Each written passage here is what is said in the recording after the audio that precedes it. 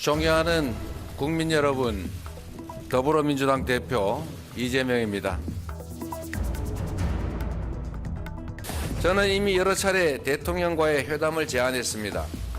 그 제안은 지금도 유효하다는 말씀을 드립니다. 일방통행 국정을 중단하고 실종된 정치의 복원에 협력해 줄 것을 거듭 촉구합니다.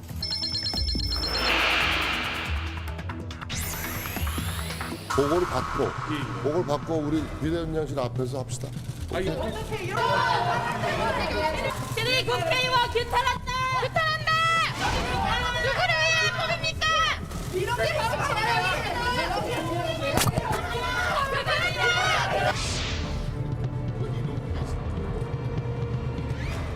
윤석열 정부가 중심을 잡고 지금 잘 하고 있습니다.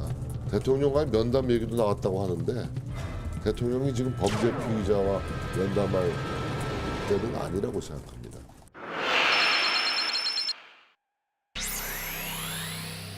시장에 가면 뭘 할 거냐. 네. 가장 많이 하는 게 정말 지긋지긋한 모습이 어묵 먹고 떡볶이 먹고 떡 싸 먹고 그렇죠. 따봉하는 거 아니에요. 네. 대구 서문시장은 보수의 심장점 그리고 표시하는 정당 곧 아니에요. 영부인이 아니라 대통령 행세를 하는 거예요.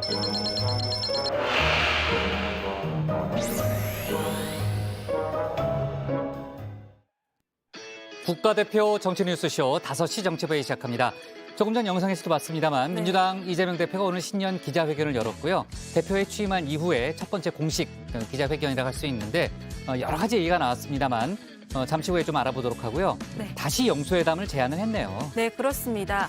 이재명 대표는 현 정부가 집권 이후 8개월이 넘도록 야당 대표와 대화하지 않은 유일한 정부라면서 국민과 야당을 대화 상대로 인정해야 한다고 했습니다. 또 자신이 그동안 여러 차례 제안했던 회담은 지금도 유효하다고 했는데요. 대통령 4년 중임제와 결선 투표제 도입을 위한 개헌도 제안을 했습니다. 네, 조금 전 국민의힘 정진석 비대위원장 범죄 피의자랑 만나야 되느냐는 그런 취지의 또 얘기도 했는데 여당은 오늘 기자회견을 포함해서요. 이른바 이재명 사법 리스크에 대해서 연일 공세를 펼치고 있죠. 네, 그렇습니다. 국민의힘은 오늘 기자회견에 대해서 사법 리스크 모면을 위한 잔꾀라며 늘 그래왔듯 일방통행식 주장이라고 비판했는데요. 검찰에서는 유구무원, 카메라 앞에서는 일장연설이라고 질타했습니다. 또 이틀 전 검찰 조사와 관련해서는 덕구라지 한 마리가 정치를 흐린다며 민주당까지 흙탕물을 일으켜 국민 눈을 가리지 말라고 얘기를 했습니다. 네. 그나저나 나경원 전 위원의 행보가 상당히 정치권의 관심사인데 네. 사의 표명을 한 지 이제 사흘째인데 네. 뭔가 거취가 중간에 붕 떠 있다 이런 얘기가 많이 나오네요. 네, 그렇습니다. 대통령실은 며칠 동안 나 전 의원과의 갈등설에 별다른 입장을 보이지 않았었는데요. 대통령실 관계자에 의하면 나 전 의원에 대한 윤 대통령의 애정이 여전히 크다며 윤 대통령이 나 전 의원의 사의를 받아들일 마음이 전혀 없다고 말했습니다. 대통령실은 일단 사직서부터 내고 그다음에 이제 판단을 해보겠다는 사직서를 내면 네. 판단을 하겠다는 또 그런 입장이고요. 자, 아무튼 잠시 후에 저희가 또 추가적으로 얘기를 해보도록 하겠습니다. 아까도 잠깐 영상에 나왔습니다만 네. 김건희 여사가 어제 대구 서문시장을 찾았잖아요. 네. 정치권 공방은 오늘도 이어지고 있네요. 네, 그렇습니다. 어제 김건희 여사가 새해 첫 단독 공개 행보에 나섰는데요. 여기에 대해 일각에서는 특정 한 군데만 가는 건 상당히 편파적이라고 말했습니다. 또 김 여사가 영부인 부속실 없이 대통령실의 관리를 받고 있는 데 대해서는 대통령과 부인은 구분돼야 한다고 말했습니다. 네, 잠시 후에 준이 내서 저희가 관련된 얘기를 좀 짚어보고요. 일단 들어갈게요. 네. 네.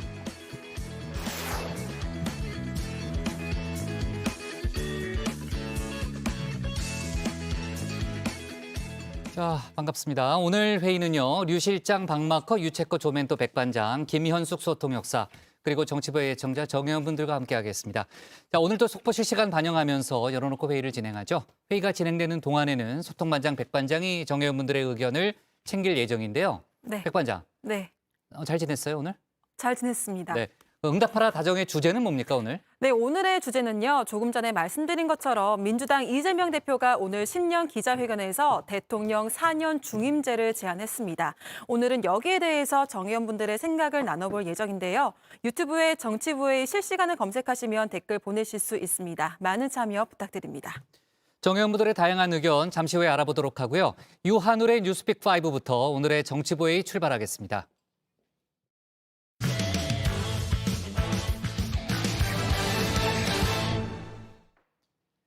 대법원 판결 뒤에도 몇 년째 해결이 안 되고 있죠. 일본 강제징용 피해자 배상 어떻게 해야 할지 정부가 오늘 일본에 제시할 사실상의 최종안을 공개했습니다. 국회 공개 토론회를 통해서인데요. 피해자 측은 토론회 전부터 반발하고 있고 또 일본이 호응할지 역시 미지수인 상황입니다. 국회에서는 이태원 참사 국정조사 3차 청문회도 현재 열리고 있는데요. 생존자들과 유가족들의 진술이 이어지고 있습니다. 유한울 체커가 정리했습니다.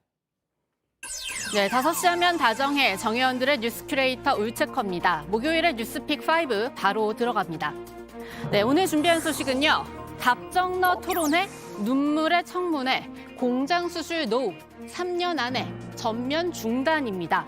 일본의 거짓말에 속아 오사카 제철소로 떠났고 이후 매일 12시간의 중노동을 해야 했던 17살 소년이 있었습니다. 100살을 바라보는 나이가 돼서야 대법원으로부터 배상받을 권리를 인정받았는데요. 바로 강제징용 피해자 이춘식 할아버지의 얘기입니다. 13년의 법정 다툼 동안 다른 피해자들은 세상을 떠났고 홀로 남아 이 소식을 들은 할아버지는 울음을 터뜨릴 수밖에 없었습니다.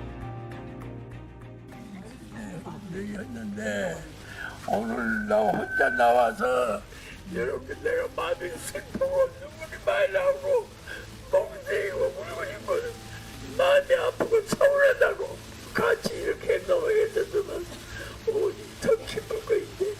나 혼자만 슬퍼했는데 눈물 나오고 울음이 나오네. 일본은 판결 직후부터 반발했습니다. 우리 사법부가 강제징용을 반인도적 불법 행위로 보고 일본 기업들에 배상하라고 했던 1인당 1억 원 역시 감감무소식이었습니다. 그리고 판결 1년 뒤 일본은 오히려 우리나라의 수출 규제라는 보복성 조치에 들어갑니다. 국민들은 분노해서 거리로 나왔고 이춘식 할아버지는 또 눈물을 보였습니다. 일본의 수출 규제 조치에 대한 항의 표시로 만국기에서 일장기를 모두 뺐습니다. 시민들도 분노했습니다. 화가 나지. 막 심장이 뛰고 막 화가 치밀어가지고 미치고 마음이 막 떨리고 그렇네요. 마음이 아파서 눈물 나오지. 나 때문에 우리 그 대한민국 손해가 아닌지도 모르겠네. 내 하나 때문에 그런 거 같아.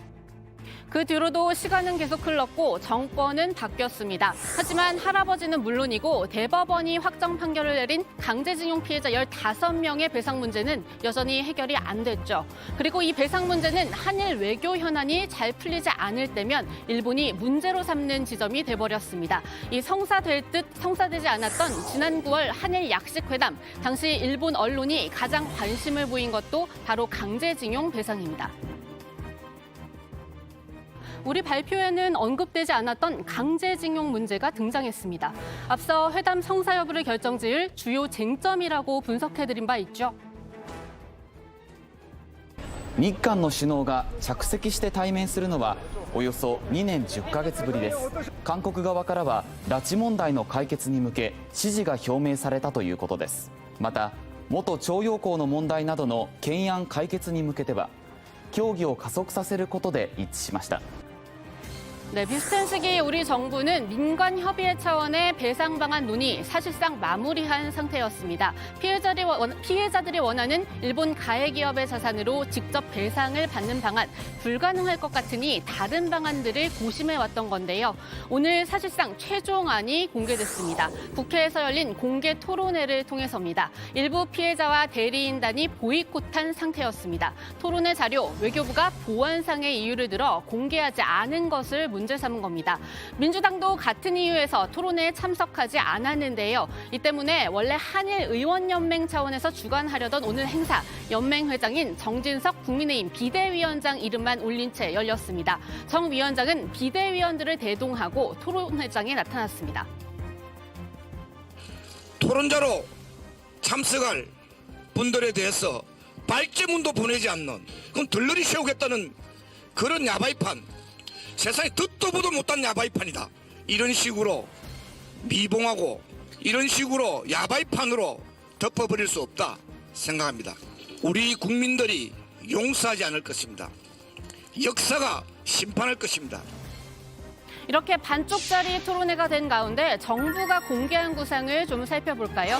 행안부 밑에는 2014년 만든 공익법인 일제강제동원 피해자 재단이 있습니다. 이 재단에 포스코같이 한일 청구권 협정 덕에 만들어진 우리 기업이 기존에 약속한 자금을 기부하면요. 우리 재단이 그 돈으로 피해자들에게 배상하는 방식입니다.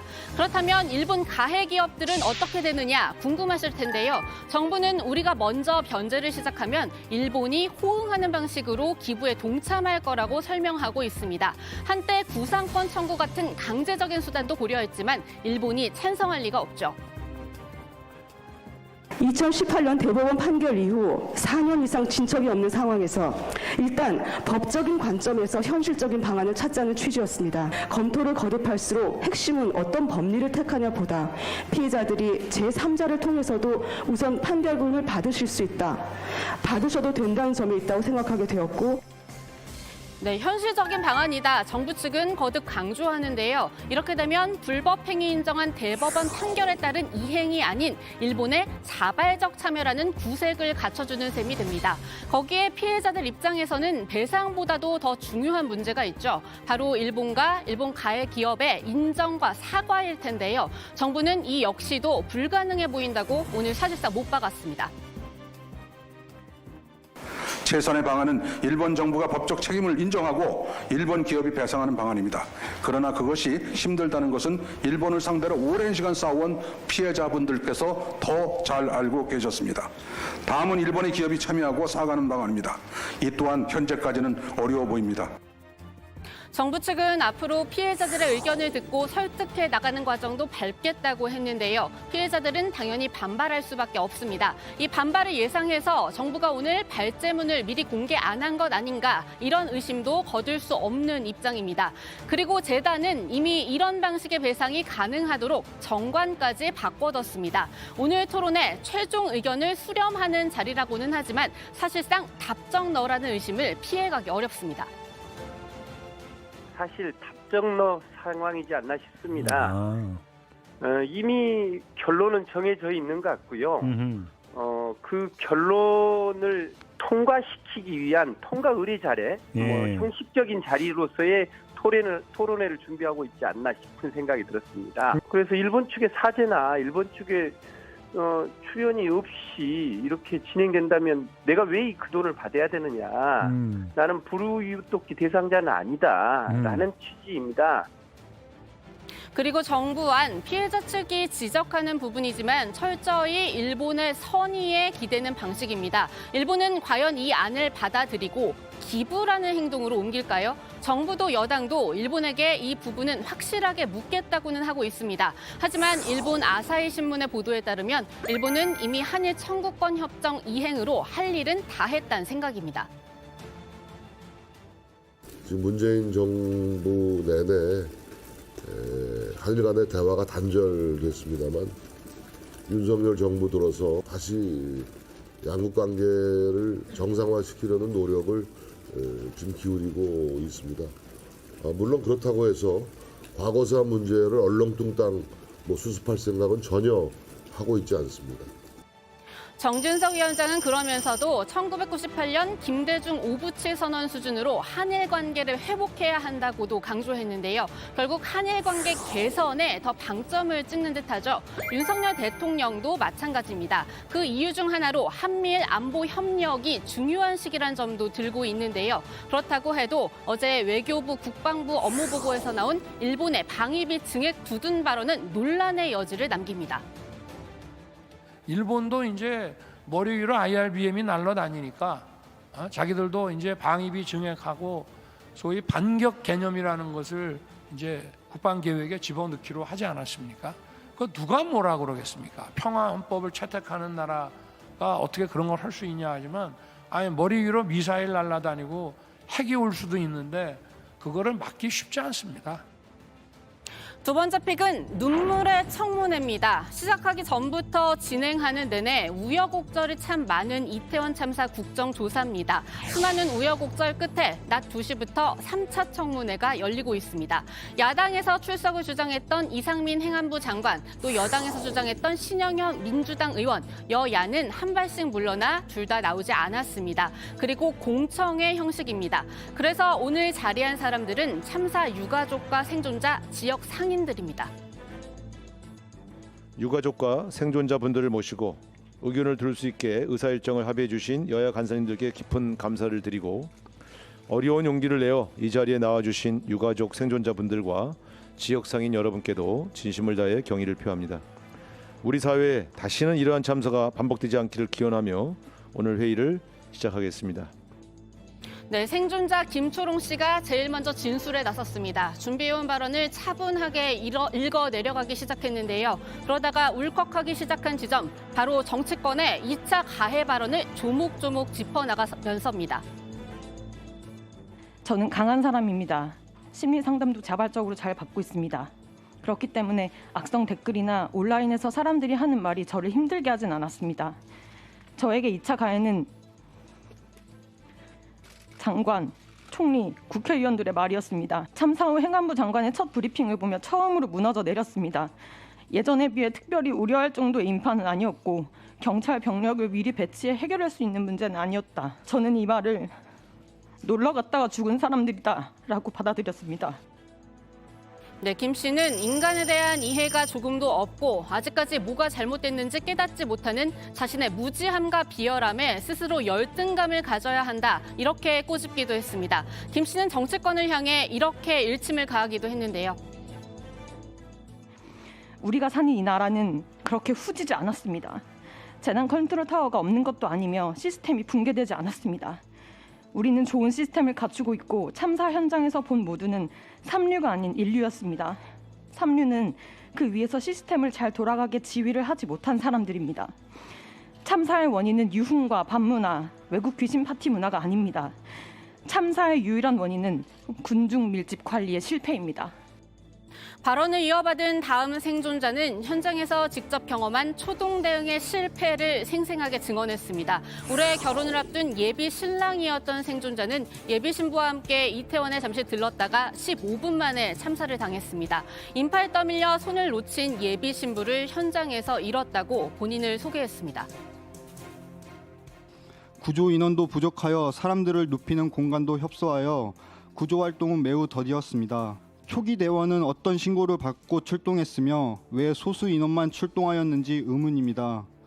또한 처음부터 많은 인력이 투입되었다면 결과는 달라지지 않았을까 생각합니다. 그렇게 압박은 50분 이상 지속되다 구조되었습니다. 여자친구에게 CPR을 수행하던 소방대원은 다른 부상자를 보러 가야 한다고 저에게 직접 CPR을 수행하라 지시하고 떠났습니다. 이 생존자는 그러면서 그 어느 때보다 슬픔을 공유하고 서로를 위로하는 게 중요한 시기인데 정부는 유가족들이 서로 만날 수 있도록 주선도 안 해주고 있다고도 비판했는데요. 이와 함께 생존자들과 유가족들이 바라는 것, 무엇보다도 정확한 진상 규명과 책임자 처벌입니다. 나라와 싸우고 싶지 않습니다. 힘들겠지만 일상으로 돌아가고 싶습니다. 유가족이 일상으로 돌아갈 수 있는 길은 정확한 진상 규명과 모든 책임자 처벌이며 동생을 먼저 떠나보낸 우리 가족에게 가장 큰 위로가 될 것입니다. 네, 자리를 지키며 진술을 듣는 다른 유가족들 그리고 의원들은 눈물을 흘리기도 했는데요. 이태원 참사 국정조사, 오늘 공청회가 사실상 마지막입니다. 이제 국정조사 결과 보고서를 작성해 채택하고 17일 활동을 마치는데요. 빈손 국정조사에 빈손 경찰 수사까지 유가족들의 마음만 무너져 내리고 있습니다. 네, 오늘의 뉴스픽은 여기까지입니다. 1, 2픽 모두 워낙 중요한 사안이다 보니 이렇게 달려왔는데요. 3, 4, 5픽도 계속 함께해 주시죠. 뉴스픽 5였습니다.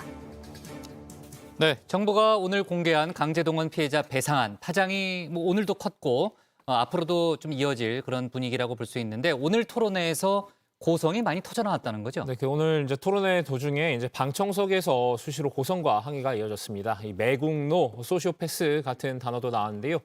이 피해자 측이 요구한 일본 가해 기업들의 배상 참여와 일본의 사죄 등이 이 정부 구상에 담기지 않았기 때문입니다. 특히 더 이상 이 부분을 일본에 기대하면 안 된다는 이런 강경한 발언이 나오면서 토론회장이 술렁이기 시작했습니다. 제가 오늘 이 토론회의 의미에 대해서, 이 지점에 대해서 드리고 싶은 말씀이 이겁니다. 지금까지 대한민국 정부는 피해자의 입장을 위해서 일본에 강한 요청을 해왔습니다. 그러나 그것이 어렵다는 것입니다.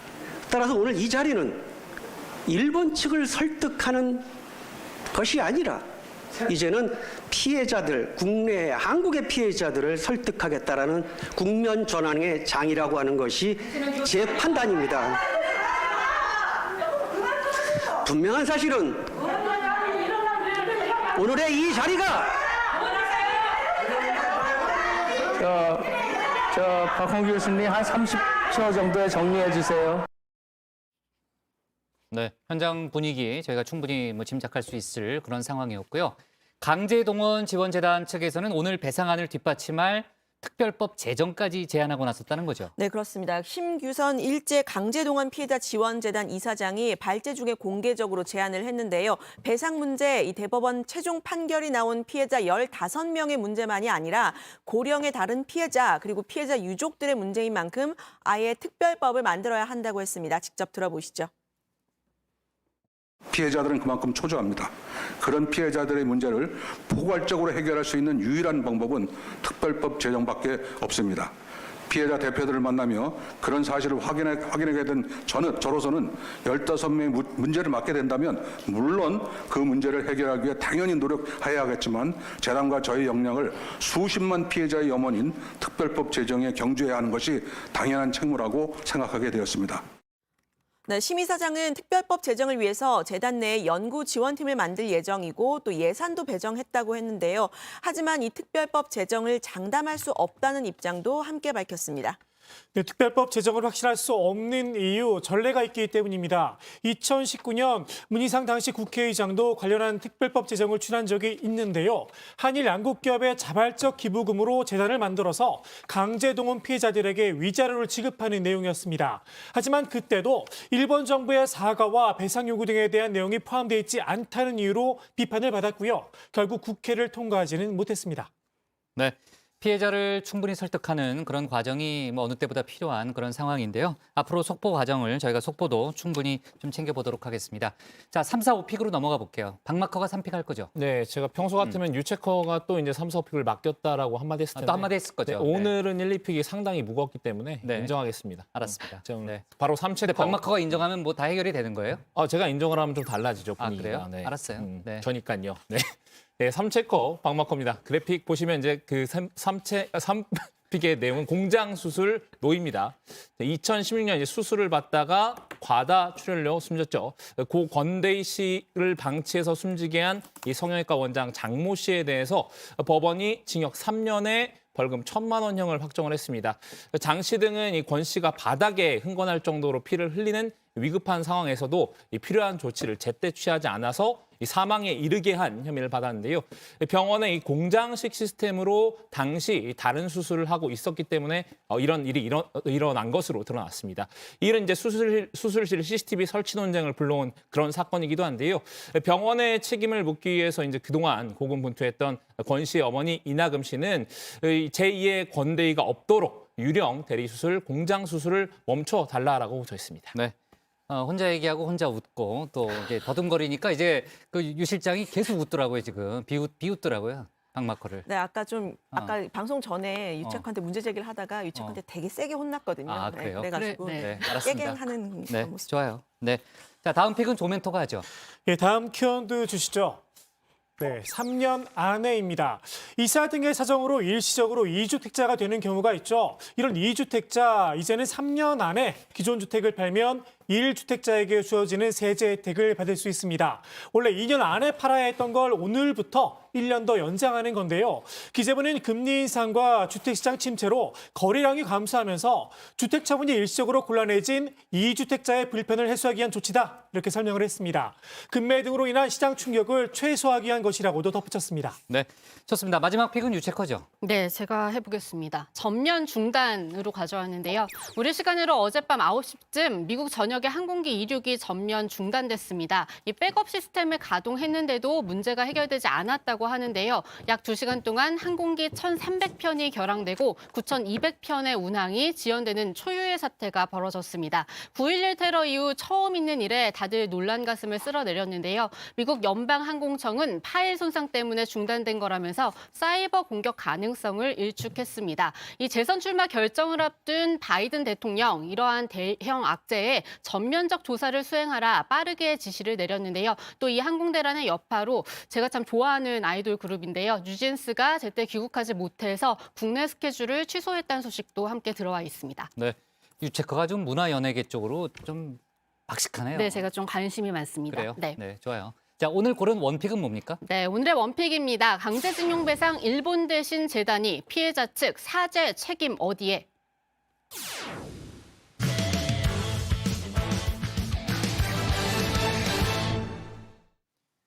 민주당 이재명 대표가 오늘 신년 기자회견에서 야당 말살 책동을 중단하라고 했습니다. 검찰 조사를 받은 지 이틀 만의 일이죠. 대통령 선거 4년 중임제 또 30조 규모의 민생경제 프로젝트도 제안했는데 대통령실과 여당의 반응은 냉랭했습니다. 이 대표의 검찰 수사 대응과 관련해서는 당내에서 여러 가지 목소리가 나오고 있는데요. 관련 소식을 유정아 상황실장이 정리했습니다.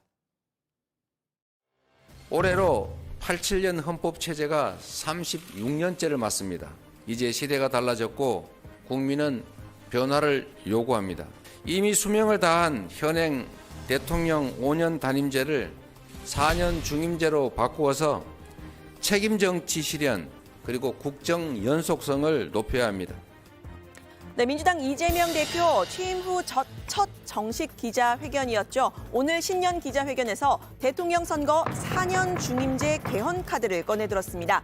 개헌의 타임라인까지 제시를 했는데요. 국회 다수 의석인 민주당이 올해 3월까지 그러니까 2달 남았죠. 자체 개헌안을 제출을 하고 국회 통과를 거쳐서 내년 4월 총선에서 국민 투표를 하는 안입니다. 이를 위해서 국회 헌법 개정 특위 구성도 제안을 했는데 어제 김진표 국회의장의 제안을 받아들이는 모양새입니다. 여야 합의를 거쳐 국회 헌법개정특별위원회를 출범시키겠습니다. 4년 중임제, 대통령제를 하되 4년 중임제로 하고 다만 국무총리의 임명권을 국회에 더 권한을 주고 네, 이 개헌은요, 정치 개혁을 주장하는 정치권의 단골 메뉴입니다.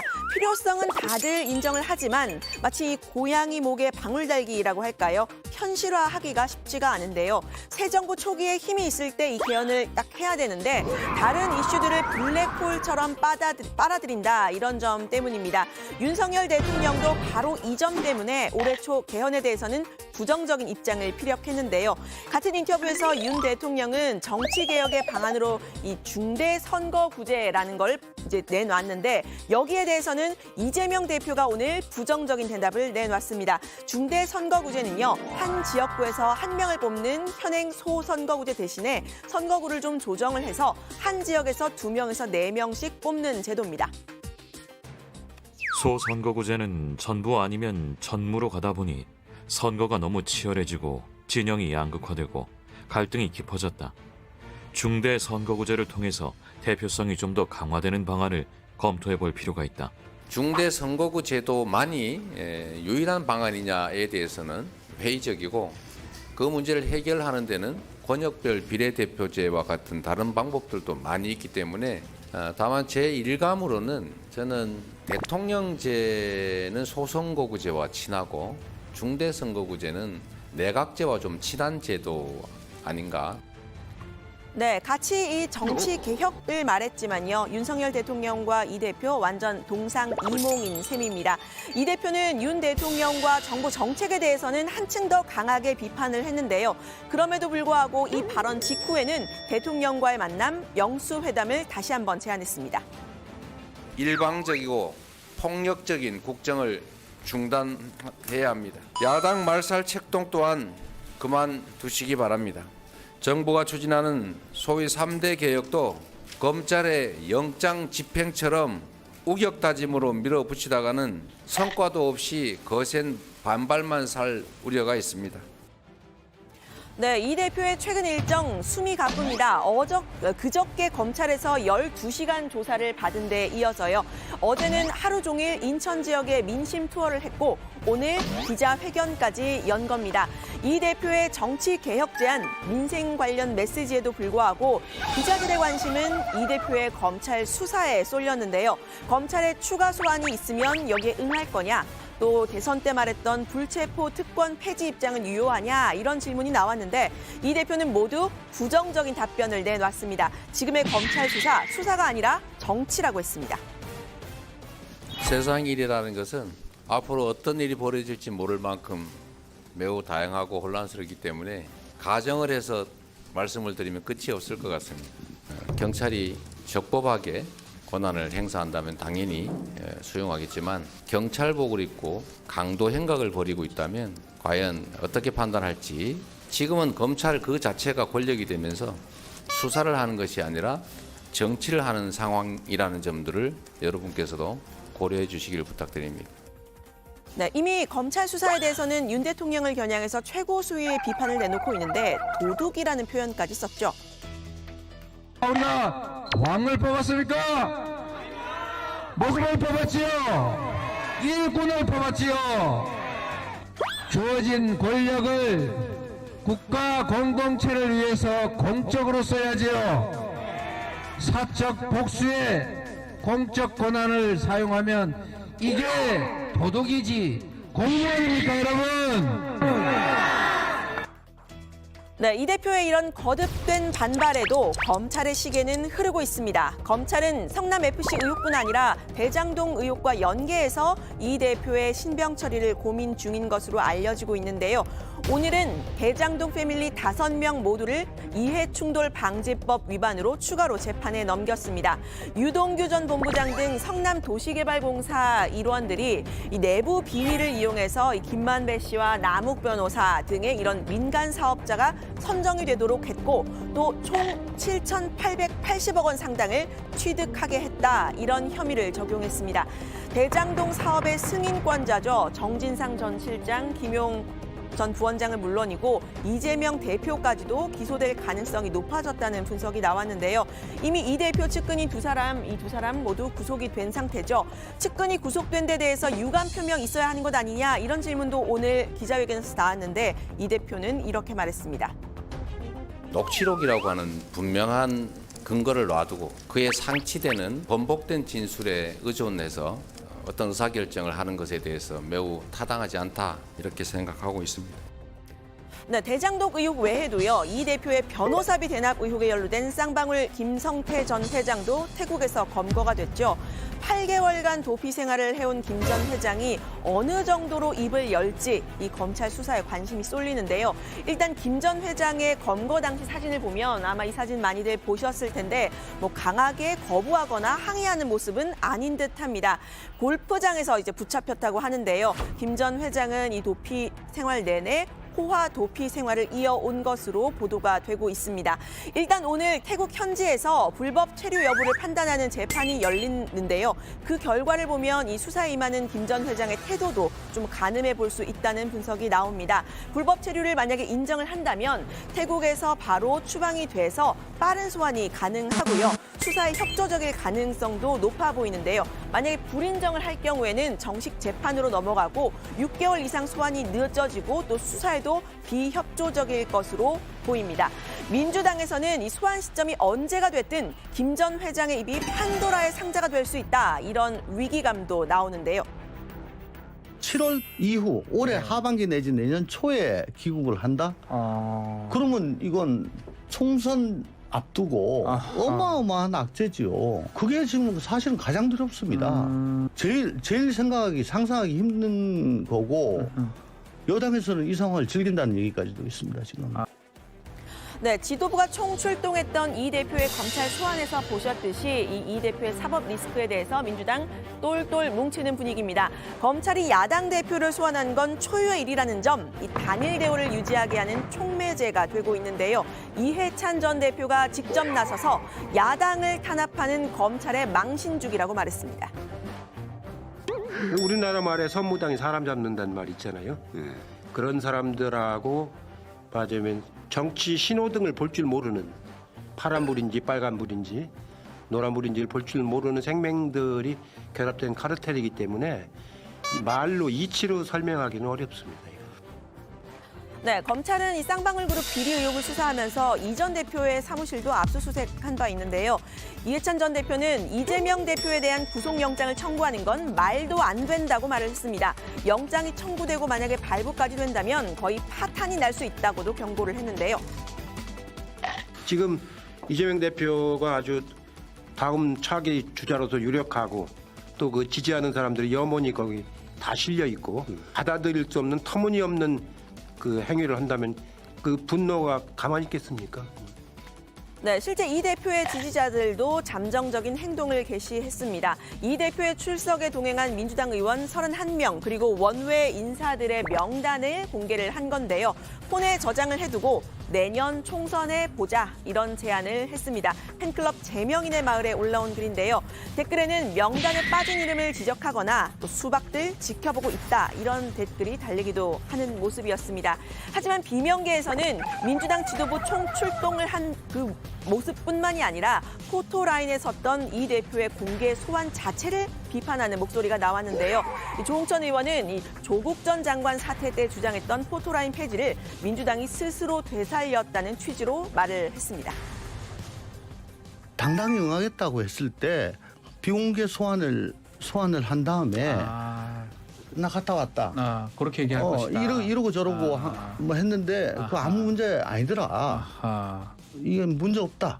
이게 혹시 훨씬 더 당당한 거 아닌가. 그 포토라인 앞에서 그 서가지고 채관시한 게 당당한 건가. 그건 아니지 않습니까? 네, 박용진 의원도요. 이 부정부패 혐의로 기소된 당직자의 직무를 정지하도록 한 당원 80조 다시 꺼내들었습니다. 이 대표는 스스로도 이 기소, 즉 재판에 넘겨질 걸 각오하고 있는 상황이죠. 기소가 될 경우에는 당 대표에서 물러나야 한다. 뭐 이런 취지로 이제 해석이 되는데요. 이 대표 개인과 당의 대응을 분리해서 리스크를 줄여야 한다는 주장입니다. 개인의 사법 리스크의 불길이 당으로 옮겨붙지 않도록 하기 위한 안전장치가 바로 당원 80조거든요. 이건 그냥 야당 탄압이야 라고만 계속 반복해서 가는 거. 더 센 목소리로만 얘기하는 것으로는 그 검찰의 야당 탄압 정적 제거를 위한 이 수사가 분쇄되는 게 아니에요. 네, 다만 당 내에서는 이 대표가 지금 기소가 된 게 아니고 또 구속영장이나 체포동의안이 온 것도 아닌데 이른 대응책을 마련하면서 분열할 필요는 없다. 이런 분위기가 강한데요. 민주당의 당내 갈등, 국민의힘 입장에서는 땡큐겠죠. 이 대표가 수사받고 있는 혐의들은 대부분 내부 총질로 제기된 것이다. 이렇게 말했습니다. 김행 최고위원은 이 대표가 윤석열 정부를 향해서 이 도둑이라고 했던 발언을 인용해서 이렇게 말했습니다. 대부분 지난 대선 때 민주당의 경선 과정에서 경선 상대였던 이낙연계에 의해서 의혹이 제기되거나 고발된 사건들입니다. 즉 민주당의 내부 총질이 이재명 수사의 발단이었습니다. 대체 누가 도둑입니까?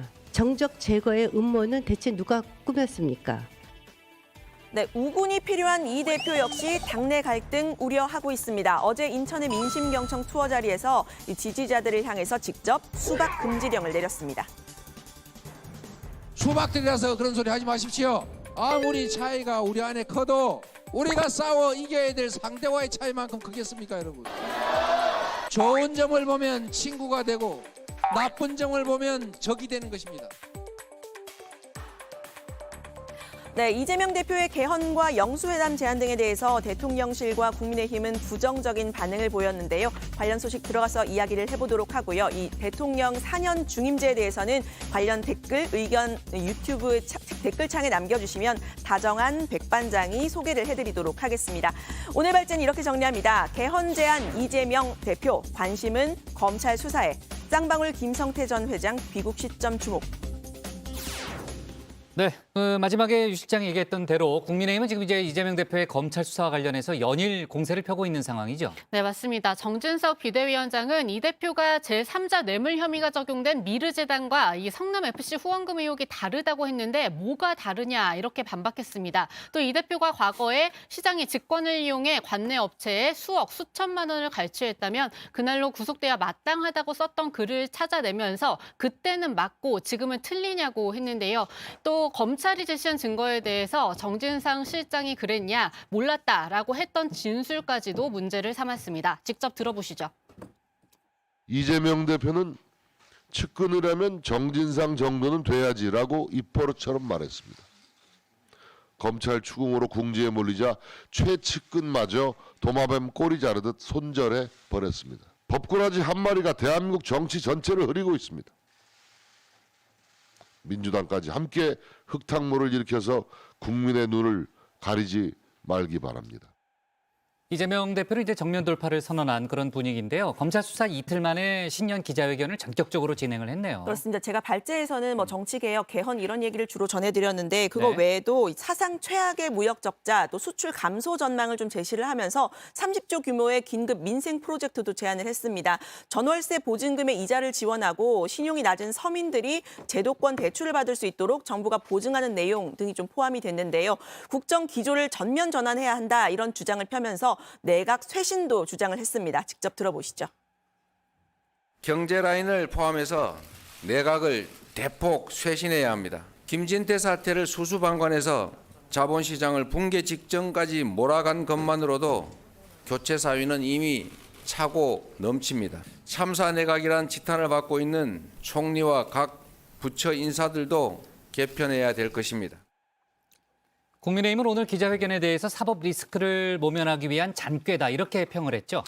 네, 그렇습니다. 양금희 수석 대변인은 이 대표가 제시한 경제 관련 대안에 대해서 이재명 씨 포퓰리즘 무책임의 극치라고 비판했습니다. 윤석열 정부의 노동연금 등 3대 개혁에 대해서 비협조적인 언행을 여실히 드러냈다면서 협치 상생은 빠진 채 오로지 민주당식 이재명식으로 바꾸겠다는 일방 선언이었다고 했는데요. 4년 중임제 등 개헌에 대해서 전국 주도권을 확보해 사법 리스크를 희석하기 위한 포석이다 이렇게 비판을 했습니다. 이 대표는 윤 대통령을 향해서 영수회담을 다시 한번 제안하기도 했는데 이 구체적인 내용들을 보면 이 정부 여당과 야당의 시각차는 여전히 큰 상태입니다. 이 대통령실에서도 이 대표의 영수회담 그 제안에 대한 입장이 나왔는데요. 대통령실 관계자는 회담은 언제나 열려 있다는 말씀을 드리고 다만 이 국회 상황 등 여러 재반 여건들을 고려해서 판단해야 한다고 말했습니다. 이 기존 입장과는 크게 달라지지 않은 원론적인 내용인데요. 개헌에 대해서도 언론 인터뷰에서 이미 입장을 밝혔고 이 국회에서 논의할 사안이라고 선을 그었습니다. 국민의힘 정진석 비대위원장은 영수회담 제안에 대해서 대통령이 범죄 피의자 면담할 때는 아니라고 생각한다. 잘라 말했습니다. 네, 자 좋습니다. 오늘 상황실 발제 이렇게 정리하도록 하겠습니다. 개헌 제안 이재명 관심은 검찰 수사 김성태 귀국 주목으로 제목을 잡습니다.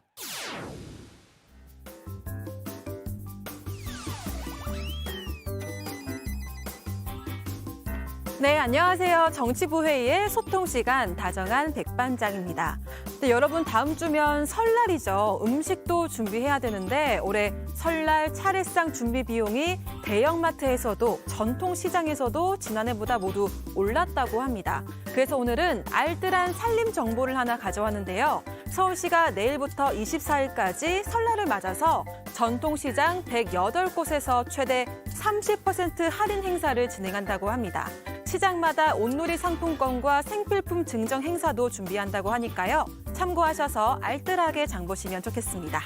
네, 오늘의 소통 주제는 더불어민주당 이재명 대표 대통령 4년 중임제로 여러분의 생각은입니다. 먼저 다정회에서 미리 살펴본 댓글들 함께 보겠습니다. 네, 먼저 LUST님, 5년은 너무 길다. 4년으로 하고 공과를 따져서 중임도 가능하게 개헌해야 한다라고 하셨습니다. 그리고 HAN6님, 현행 5년 단임제를 4년 중임제로 하면 없던 책임감이 생기나 문제는 정치이다라고 하셨는데요. 네, 이어서 정 의원분들께서 방송을 보시면서 실시간으로 올려주시는 생각들도 함께 나눠보겠습니다. 네, 먼저 그림자 미녀 진희님, 4년 중임제 찬성이요라고 하셨는데요. 다음 대선에 나오고 싶으면 더 잘하겠죠라고 하셨습니다. 네, 그리고 SML님, 뜬금없이 4년 중임제, 피의자 초점 흐리기로 큰 거 하나 던진 것으로만 보인다라고 하셨습니다. 댓글 적어주신 정 의원분들 모두 고맙습니다. 네, 계속해서 댓글 많이 보내주시면서 저희 다정회와 함께 소통해주세요. 지금까지 응답하라 다정이었습니다. 네, 다정한 백반장 수고 많았고요. 다음은 조익신 멘토의 정치 인사이드로 가겠습니다.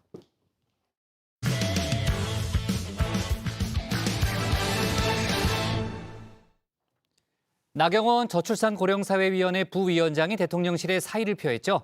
대통령실은 인사혁신처에 정식으로 사직서를 제출해야 한다며 사표 수리를 미뤘는데요. 윤 대통령이 나 부위원장에게 큰 애정을 가지고 있다며 사의 수용이 불가하다는 입장도 내비쳤습니다.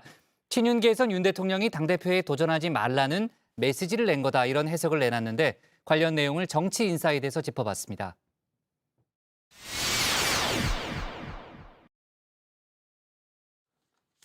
나경원 부위원장 정치적으로 붕 뜬 상태가 됐습니다. 대통령실에 사의를 표명했지만 대통령실에선 아무런 반응을 내놓지 않고 있죠.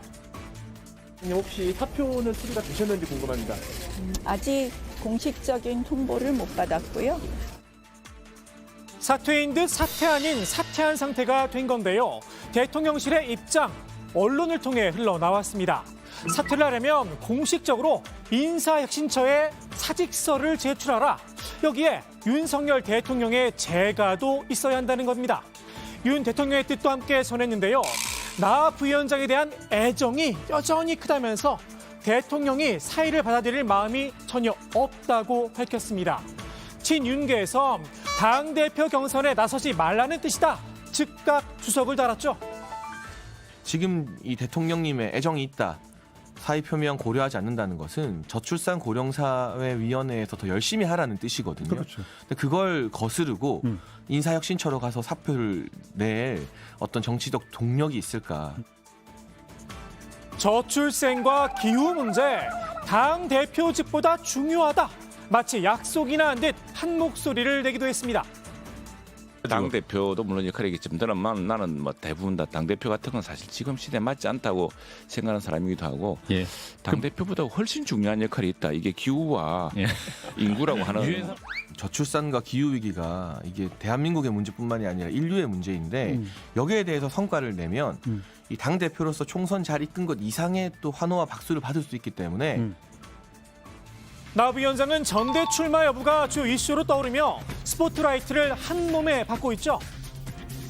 별의 순간이라고 생각해요. 그 정치인에게는 굉장히 행복한 고민의 순간이라고 생각하고요. 자기한테 관심이 집중되고 있기 때문에 현 상황을 좀 즐기고 있을 수도 있죠. 그만하면 정치적 성공 아니냐. 적당히 즐기고 냉정을 찾으라는 조언도 내놨습니다.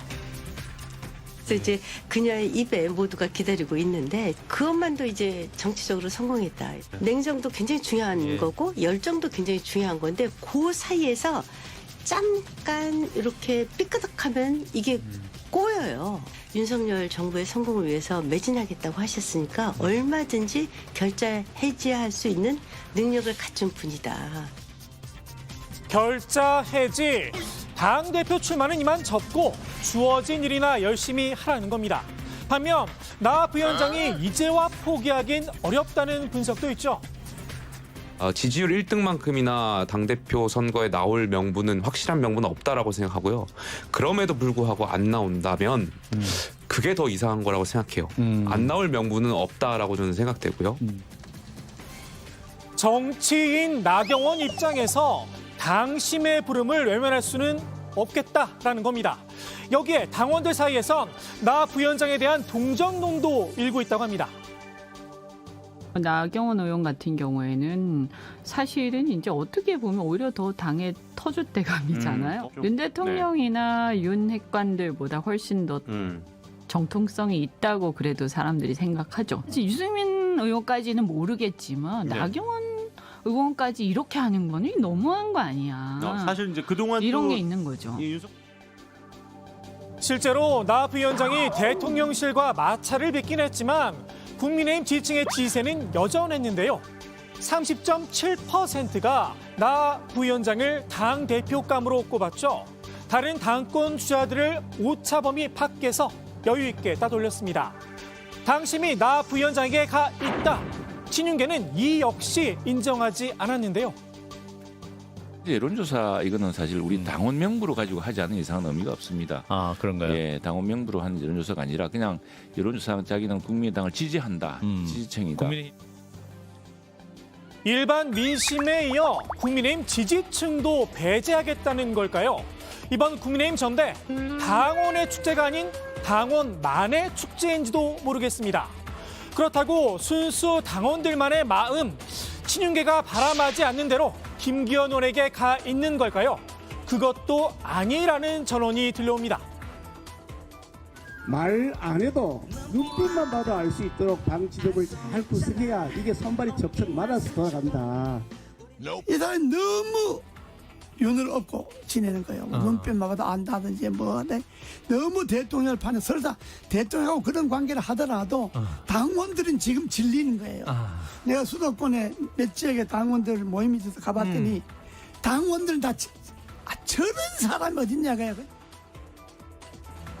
여당 대표가 대통령의 아바타는 아니죠. 김연의 윤심 마케팅 도를 넘어섰다는 겁니다.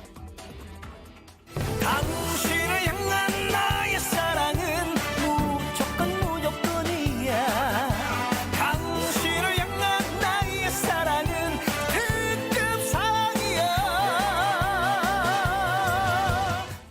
김희연 혼자서는 빛을 발할 수 없는 반사체 때문이다라는 분석이 나오는데요. 김기현 의원은 사실은 잘 몰라요. 당원이든 뭐 민심이든 사실은 존재감 자체가 별로 없는 분이시거든요. 그런 상태에서 윤 대통령께서 또는 윤 핵관이 지지한단다. 그런데 이게 뭐지? 누구지? 뭐 이런 거예요. 그럼 지지하면 무조건 다 밀어야 돼? 당원들의 당심을 반영한 그 대표는 국힘 지지층에서도 이렇게 선호도가 높지 않고 국민 전체로 봤을 때 선호도가 높지 않은 이런 사람을 당선시키기 위해서 지금 룰을 바꾸고 지금 선수를 지금 이렇게 교체시키려고 하는 거 아닙니까? 당심조차 스스로 잡지 못하는 당대표 후보라 친윤계에서 유승민 전 의원에게 일갈했던 말이 문득 떠오릅니다. 당신부터 우리 바둑둘 때 아생연우 살타라는 말이 있어요. 그렇죠? 내 집부터 지키고 총선 내 중도층 확대를 하는 거지 내 집도 뭐 지키지 못하는 분이 어떻게 중도층 확대를 하겠어요? 당심을 등에 업었다는 평가를 받는 나 부위원장. 여전히 출마 여부를 고심 중이죠. 일단은 용산의 눈치를 보며 절대 화합을 외쳤습니다. 윤석열 정부의 성공을 위하여 그러면 절대 화합으로 답변해 주시기 바랍니다. 윤석열 정부의 성공을 위하여 절대 화합! 윤 대통령과 각을 세울 생각은 없다. 강하게 어필을 한 건데요. 당권에 도전하려면 적어도 눈 밖에 나선 안 된다는 판단을 내린 듯합니다. 경선에 나와서 대통령 신뢰관계가 끝까지 회복이 안 되면 최종 그 3월 8일까지 그럼 그 지지율은 물거품처럼 빠질 수가 있습니다. 아니 왜냐하면 그 어쨌든 나 의원 지지하는 사람들은 사실 윤석열 후보 윤석열 대통령 지지자거든요. 출마하면 반윤으로 이미지가 찍는다고 찍혀주는. 다만 출마를 하려면 사퇴 문제부터 매듭지어야겠죠. 윤 대통령의 애정을 마다하고 사퇴서를 제출한다라 정치적 이혼 도장을 찍는 일인지도 모르겠습니다. 적어도 원만한 합의 이혼이 필요할 텐데요. 주어진 시간이 많지 않다는 게 문제입니다. 나 부위원장은 설 전에 출마 여부를 결정하겠다고 밝혔죠. 공교롭게도 윤 대통령이 오는 14일 해외 순방을 떠나 설 직전에야 돌아옵니다. 대통령이 자리를 비운 사이 사퇴서를 제출한다면 정치적 모양새가 썩 좋지는 못할 듯 싶습니다. 나 부위원장, 전대 출마 여부를 놓고 과연 어떤 결정을 내릴까요? 정치 생명을 건 줄타기를 하고 있는 건지도 모르겠습니다. 오늘의 정치 인사이드 이렇게 마무리합니다. 본인의 정치적 미래가 완전히 바뀌기 때문에 하늘로 올라갈 수도 있지만 별을 딸 수도 있지만 지하로 추락할 수도 있거든요.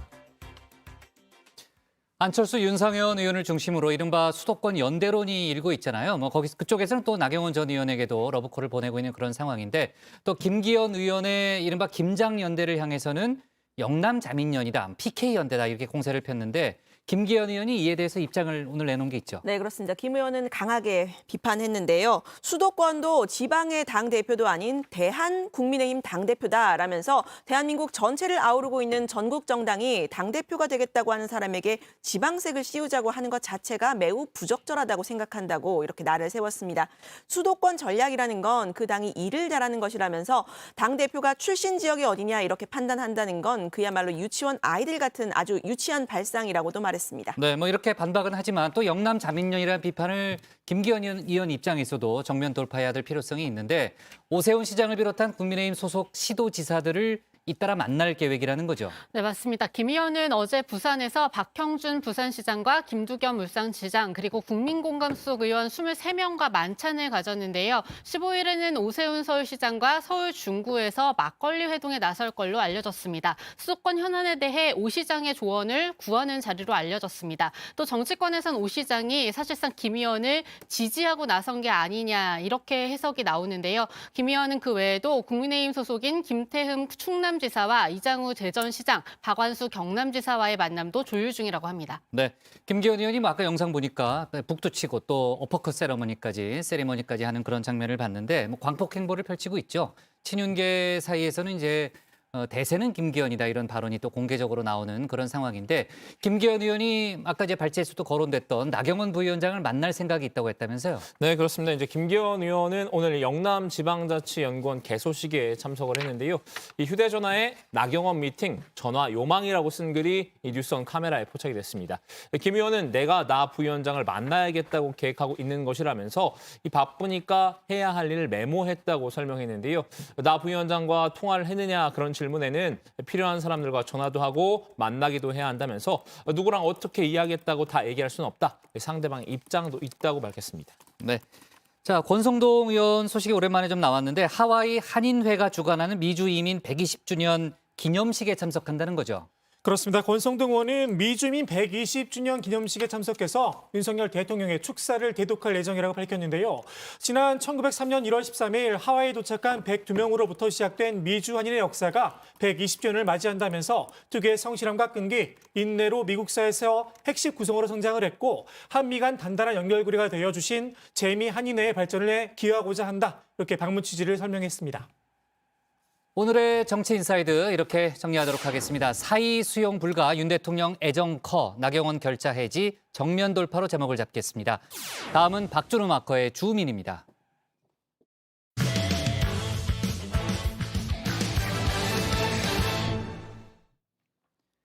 김건희 여사의 공개 일정이 늘어나고 있죠. 그간 주로 봉사활동 등 비정치적인 영역에 머물렀다면은 이제는 적극적인 국정 내조를 펼치고 있다는 평가인데요. 야당은 우려의 눈빛으로 보고 있습니다. 김건희 특검 카드를 다시 꺼내들 움직임도 공식화했는데 관련 소식을 주민에서 정리했습니다. 과거의 잘못을 깊이 반성하고 국민의 눈높이에 어긋나지 않도록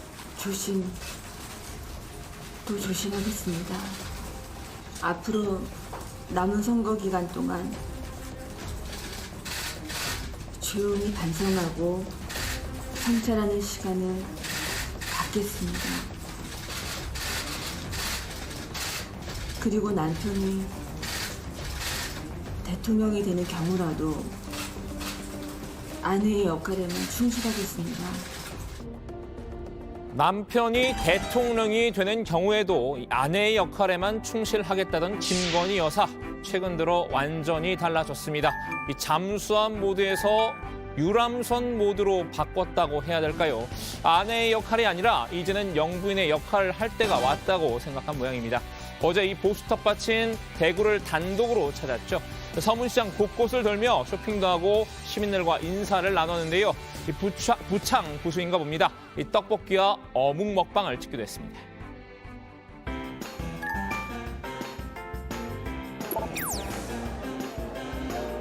시시간이요? 시시. 여기만 있으니까.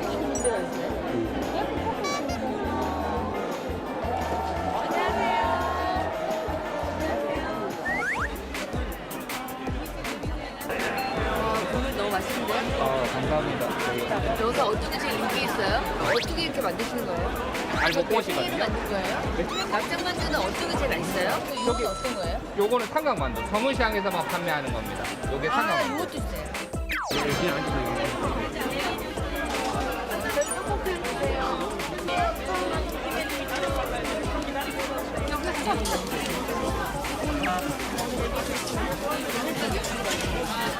이런 데서 처음 드시는 거 아니에요? 일로 와요. 납작만두 너무 맛있는데요? 이거 제일 유명해요. 아니 제가 여기 다음에 또 올게요. 네, 납작만두 먹으러. 예, 약속. 진짜요? 고생했어. 네. 마음도 이제 한결 여유로워진 것 같은데요. 상인들에게 농담을 건네거나 시민들에게 하트를 날리기도 했습니다.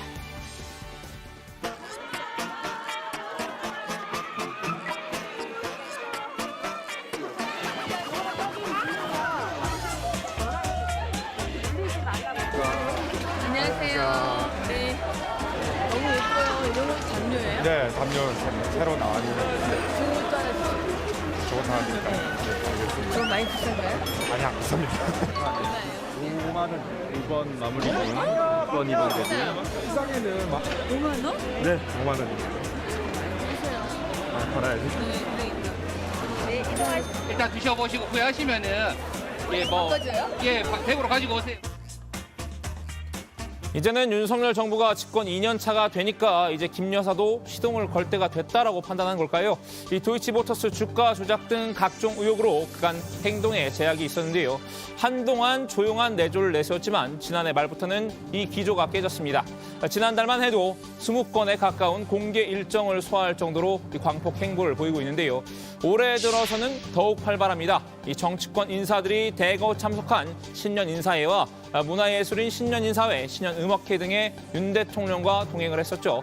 지난 9일 문학특별전 관람에 이어 어제 대구 급식봉사와 서문시장 방문까지 이 3건의 단독 일정을 진행을 했는데요. 공개된 것만 벌써 6건입니다. 2달 전인 10월과 비교하면 눈에 띄게 늘어난 수치인데요. 이제 남들의 시선은 별로 중요치 않은 모양입니다.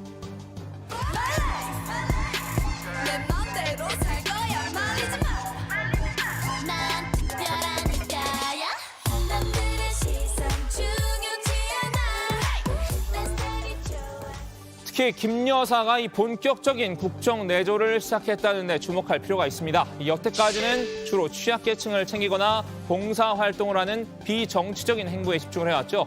이제는 정치권과 적극적인 스킨십에 나섰는데요. 지난 2일 이 청와대 영빈관에서 열린 신년 인사회 5부 요인을 포함해서 국민의힘 의원 90여 명이 참석을 했었는데요. 이 자리에서 김 여사는 의원들에게 윤 대통령을 도와달라고 직접 당부를 했었다고 합니다. 윤 대통령 내외는 우리 테이블엔 맨 마지막에 오셨습니다. 김건희 여사는 지금도 대통령께서 많이 어렵습니다. 새해에도 도와주세요. 라고 했습니다. 이번에 김 여사가 대구시장을 찾은 것도 이 국정 내조의 연장선으로 볼 수 있다는 평가인데요. 이 서문시장 TK의 상징적인 장소죠. 보수 성향 정치인들의 필수 방문 코스로 통한 곳인데요. 전직 대통령 박근혜 씨나 이명박 씨도 이 정치적으로 위기를 맞을 때마다 이곳을 찾아 보수 세력 별집을 꾀했습니다. 윤석열 대통령도 대선 후보 시절은 물론 당선된 이후에도 2차례나 더 방문을 했을 정도입니다.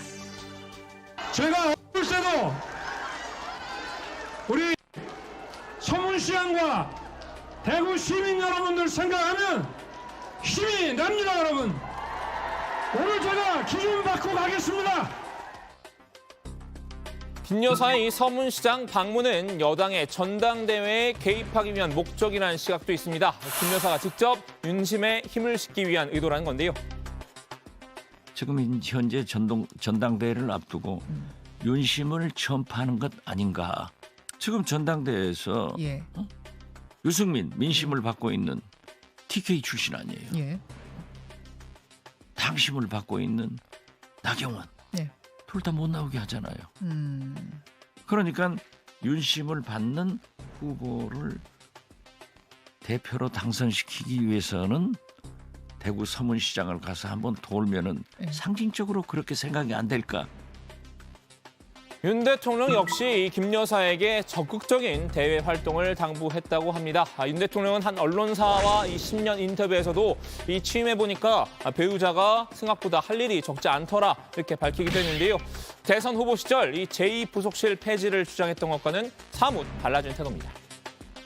하여튼 제2부속실은 불필요하다고 늘 오래전부터 생각해 왔고, 그리고 지금 청와대가 일단 인력이 너무 많은 것 같습니다. 이런 기류 변화에는 이 윤 대통령의 지지율 상승이 작용한 것으로 보이는데요. 윤 대통령이 취임덕을 겪은 원인으로 이 김건희 리스크가 지목됐었죠. 최근 김 여사의 공개 행보가 늘어났지만 윤 대통령의 지지율은 이 40%대를 유지를 하고 있습니다. 이러다 보니 이제 이 김건희 리스크는 없다고 자체 판단하는 듯합니다. 여당 역시 김 여사가 자신감을 갖고 정치적인 내조를 할 때가 됐다고 보고 있습니다. 어차피 대통령과 배우자는 뛸 수 없는 관계이고 가장 가까운 정치적 동지이거든요. 그리고 어떻게 보면 대통령제라는 것은 뭐 좁게 말하면 미국에서는 패밀리 비즈니스라고 또 해요. 그런 의미에서 만약에 여사가 서문시장을 방문해서 지지율이 결집된다면 그것처럼 좋은 게 어디 있어요. 김 여사가 이렇게 공격적으로 활동폭을 넓히곤 있지만 이 공적 영역에서 김 여사를 담당할 제2부속실은 여전히 없는 상황입니다. 여기에 이 대통령 가족 비위 등을 감찰하는 특별 감찰관도 없는 마당인데요. 야당은 김 여사의 공개 행보가 영 마뜩지 않다는 입장입니다. 지금 보니까 영부인이 아니라 대통령 행세를 하는 거예요. 저는 반대 안 해요. 잘하신 거예요. 그렇지만은 영부인 부속실이 없고 대통령실의 관리를 받고 있잖아요. 그러면 나중에 오해가 생길 거예요. 대통령실의 제2부속실을 다시 설치해야 한다는 주장이죠. 김 여사를 공적으로 관리해야 한다는 건데요. 이 형평성 문제를 제기한 목소리도 있습니다. 오로지 대구만 계속 찾는 건 편파적이라는 지적입니다. 대구 서문시장도 가셨는데 상징적인 광주 양동시장도 한번 가셨으면 하는 생각을 갖게 하더라고요. 그거를 특정 한 군데만 가는 건 상당히 편파적으로 보일 수가 있어요. 실제로도 편파적이고. 그러면 뭐 예를 들어 올해는 대구에 갔으면 내년에는 광주에 가는 게 상식적인 기획의 어떤 카테고리죠. 탁현민 전 청와대 의전 비서관 이 윤 대통령 내외가 시장에서 보이는 모습도 그저 쇼에 지나지 않는다고 꼬집었는데요. 이 쇼통 외에는 어떤 의미도 찾아보기 힘들다는 겁니다. 두 번째는 시장에 가면 뭘 할 거냐. 가장 많이 하는 게 정말 지긋지긋한 모습이 어묵 먹고 떡볶이 먹고 떡 싸 먹고 따봉 하는 거 아니에요. 따봉. 따봉.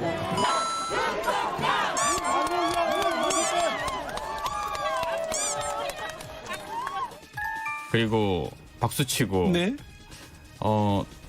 그걸로 과연 시장 방문의 어떤 의미를 살릴 수 있을까? 민주당 지도부도 김건희 리스크는 있다를 외치고 있는데요. 이재명 대표의 검찰 소환 조사에 맞불 성격으로 김건희 특검을 요구하며 공세 수위를 높이고 있죠. 거짓 그 자체 정권의 거침없는 질주의 끝은 결국 역겨운 냄새조차 싸그리 청산될 것임을 강력히 경고합니다. 그 시작은 김건희 특검이 될 것입니다. 정작 이재명 대표 본인은 김건희 여사와 엮이는 것 자체가 불쾌한가 봅니다. 자신은 무고하지만 김 여사는 그렇지 않다는 겁니다. 저에 관한 검찰의 이 정치적 공격은 없는 사실을 지어내서 김건희 여사에 관한 부분은 여러분께서도 아시는 것처럼 명백한 증거들이 너무나 많이 지금 드러나고 있지 않습니까? 그 두 가지 사안은 연관시킬 사안이 전혀 아니라고 생각하고 있고. 자, 오늘은 김건희 여사에 줌인해봤습니다. 김 여사의 전격적인 광폭 행보, 과연 이 장기적으로 봤을 때 정부 여당의 득이 될까요? 실이 될까요? 이미 시동을 건 이상 이제 멈출 수 없을지도 모르겠습니다. 오늘 주민 한마디는 이렇게 정리하겠습니다. 레이싱카 말이다. 이게 후진 격 없다. 운전대를 한번 잡으면 뒤로 물릴 수 없다. 이 말이다. 네. 앞서 저희가 상황실에서 다뤘던 이제 쌍방울 김성태 전 회장이 조기 귀국 쪽으로 방향을 바꿔서 이르면 이번 주말 입국할 수도 있다는 그런 얘기가 좀 나오고 있네요. 본인이 자진 귀국하겠다라는 그런 입장을 밝혔다고 하는데요. 아마 뭐 송환 소송을 내면 한 6개월 정도 최소 걸릴 거라는 예상이 많았잖아요. 이르면 아마 이번 주말에 들어온다고 하니까 상당히 또 여러 가지 또 후속 파장이 좀 이어질 수도 있는 그런 상황입니다. 자, 다른 얘기를 좀 해볼게요. 지난 10일이죠. 법원이 전장현 2차 조정안을 냈잖아요. 그러니까 열차 운행을 지연시키는 방법에 시위를 하지 않고 이를 위반하면 회당 500만 원을 공사 측에 지급한다. 이게 이제 조정안이었는데 전장현이 반발하고 있다는 거죠. 그렇습니다. 지난달에 법원이 내놨던 1차 강제 조정안에서는 시위 때문에 지하철 운행이 5분을 초과해서 지연됐을 때 전장현이 500만 원을 손해배상하도록 되어 있었는데요. 이번 2차 조정안에서는 이 5분 조항을 삭제한 겁니다. 한마디로 열차 운행을 지연시켜서는 안 된다라는 건데요. 전장현은 크게 반발했습니다. 오세훈 시장이 5분까지는 지연시켜도 된다는 거냐 이런 취지로 여러 번 비판을 했었는데 이 5분을 초과해라는 조건이 빠진 건 이 오 시장의 관치가 법치를 흔든 결과다 이렇게 지적을 했습니다. 네, 박경석 전장현 상임 공동대표는 오세훈 시장이 조정 결정문을 지속적으로 비판하자 법원이 반성문을 쓰고 5분 조항을 삭제한 것이다 이렇게 날을 세웠는데요. 법에 명시된 권리조차 지켜지지 않는 차별의 역사를 절망으로 집어삼킨다 이렇게 호소했습니다. 그러면서 전장현은 법원의 2차 조정 결정문의 수용 여부를 논의를 해서 결정하겠다 이렇게 밝혔습니다. 네. 한동훈 장관이 런던 올림픽 체조 금메달리스트죠. 양학선 선수에게 직접 연락을 해서 홍보대사를 부탁했다는 거죠. 네, 그럼 어제 이제 법무부의 유튜브 채널을 한번 살펴보니까요. 그 한동훈 장관이 이 양학선 선수에게 직접 전화를 걸어서 이 법무부 홍보대사를 부탁하는 이 모습의 영상이 공개가 됐는데요. 그 영상에는 이 한 장관이 홍보대사를 부탁을 하고 양 선수와 수락한 과정과 이 홍보대사 선정 이유에 대한 설명도 담겼습니다. 한 장관은 양 선수와의 통화에서 저와 법무부가 평소에 양 선수를 아주 존경한다. 저희 홍보대사로 나와주셨으면 좋겠는데 워낙 바쁘신 분이라 부탁 한번 드리려고 전화드렸다 이렇게 말을 했는데요. 양 선수도 이 기쁜 마음으로 수락했습니다. 네. 양학선 선수를 이렇게 콕 집은 뭐 구체적인 이유가 있는 거예요? 네, 한 장관은 지난해 8월 이 신임 검사 임관식에서도 양 선수를 언급한 적이 있습니다. 당시 1932년 올림픽 챔피언의 뜀트 경기 영상과 2012년 런던 올림픽에서 이 양 선수가 경기한 모습의 영상을 보여줬는데요. 그러면서 인간의 DNA가 80년 만에 바뀌었을 리가 없다. 그런데 확실히 클래스가 다르지 않나. 이건 축적된 노하우와 전달된 자산의 차이일 거다. 이렇게 칭송을 했던 바 있습니다. 이번에도 전성기인 2011년, 12년의 양학선 못지않게 2022년에 양학선도 위대하다고 생각한다면서 직접 홍보대사를 맡아달라고 부탁한 건데요. 직접 들어보시죠. 이분이 올림픽 챔피언 이후에 아직까지 현역으로 뛰고 계십니다. 물론 올림픽 대신 전국체전에 나가고 계시죠. 저는 이분의 그런 어떤 근성이라든가 어떤 꾸준함이라든가 직업의식이라든가 소명의식이 그런 것에 평소에도 저는 감명을 받았고요. 그런 감명을 저희 법무부를 홍보하는 데 같이 써주셨으면 좋겠다는 생각을 한 겁니다. 네, 법무부 TV는 영상 말미에 자막으로 건국 이래 단 한 번도 이름이 바뀌지 않은 법무부, 또 올림픽 시작 이래 단 한 번도 빠지지 않았던 종목 체조라는 점을 강조했습니다. 초심과 기본을 가장 우선으로 해야 하는 법무부와 선수 생활 내내 초심과 기본을 잃지 않은 양학선 선수와의 만남, 앞으로의 행보를 기대한다고도 전했습니다. 네. 최근 사면된 김경수 전 지사가 문재인 전 대통령도 만나고요. 뭐 여러 가지 활동을 좀 하고 있는데 친문계의 구심점 역할을 할 거다 이런 예측도 많았잖아요. 다만 그러지 않을 거란 전망도 나오고 있죠. 네, 그렇습니다. 민당 윤건영 의원인데요. 김 전 지사가 추 민주당에서 친문계 구심점 역할을 맡지 않을 거라 본다는 예측을 전했는데요. 들어보시죠. 저와 같이 참여정부 때 청와대 비서관도 같이 하고 지금까지 쭉 활동을 했지만 어느 세력의 대표 또는 정파의 대표라기보다는 본인이 갖는 역사적 소명이나 위치에 대해서 잘 알고 있기 때문에 그런 뭐 소위 말하는 보수 언론 등이 보는 그런 시각에서 움직이지는 않을 거다라고 봅니다. 네, 다만 정치는 할 거다라는 그런 취지의 해석을 내놨죠. 자, 좋습니다. 오늘 주민 제목은 이렇게 정리하겠습니다. 김건희 리스크는 없다. 김여사 광폭 행보에 민주당 반발로 제목을 잡겠습니다. 오늘 정치부에는 여기까지 하겠습니다. 저희는 내일도 오후 5시 정각에 다시 찾아뵙겠습니다.